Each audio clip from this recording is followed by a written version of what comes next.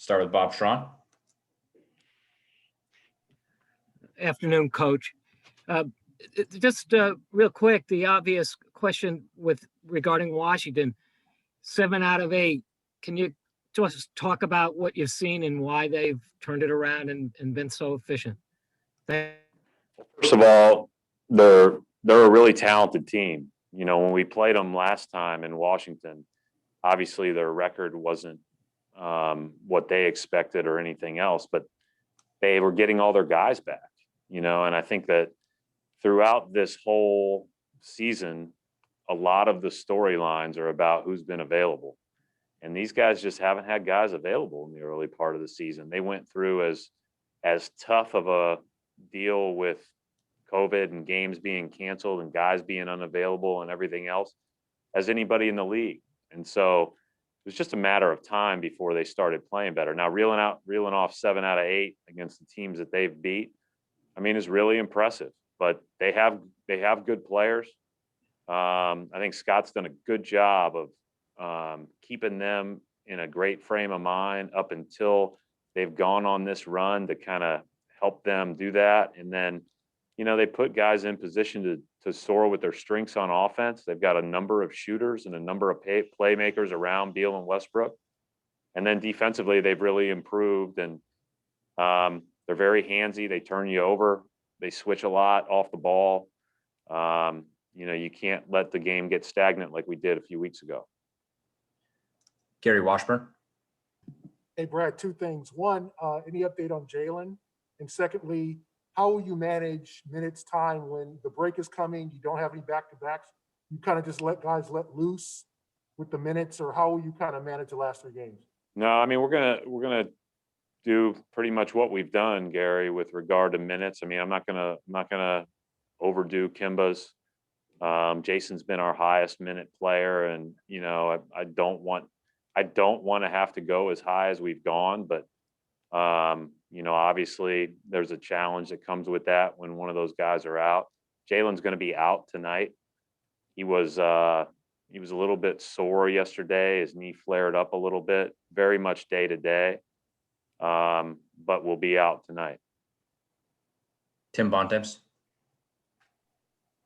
Brad, I was just curious. You've talked a lot this year about kind of the margin of error you guys have going all the way back to training camp, really. And now we're getting near the halfway point. I know you guys have had a bunch of injuries, dealt with COVID and different things, but I was just kind of curious what your sense of how the season has gone compared to what maybe your expectations were for it coming into it.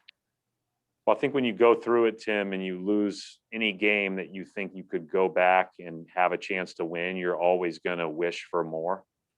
That said, it's not that far off based on who hasn't played and based on, you know, some of our challenges that I thought it would be. Now, again, I think we could have a better record. We could have done a few things, few games that could have gone our way. I certainly point to that New Orleans game and several others, right, that are always going to stick with you when you lose.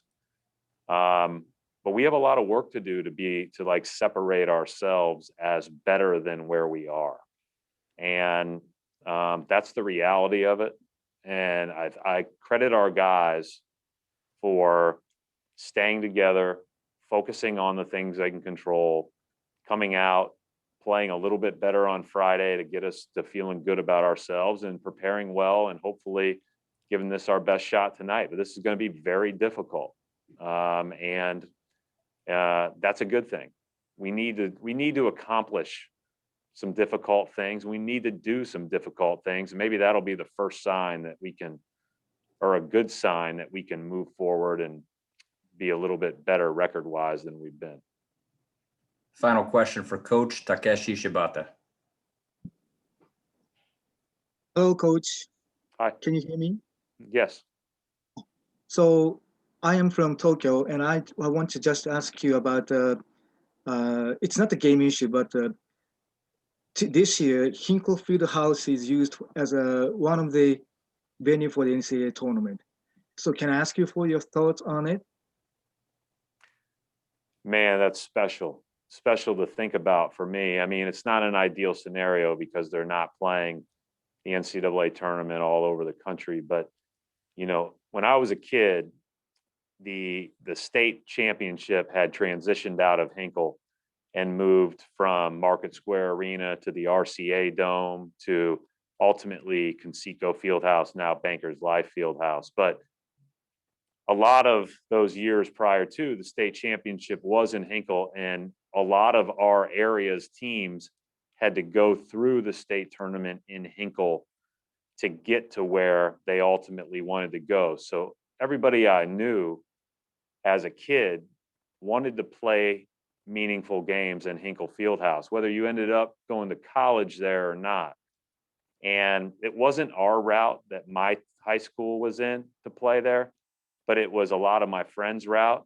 And I would have loved to have just played one game there in high school because it kind of represented what Indiana basketball was all about. I've been to several high school tournament games where there are 10,000 people there, standing room only.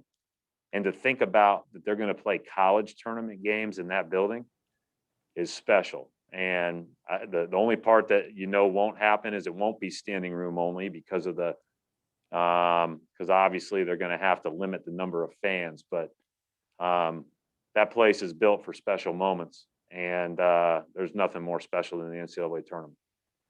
All right, we'll wrap it up right there. Thanks, Coach.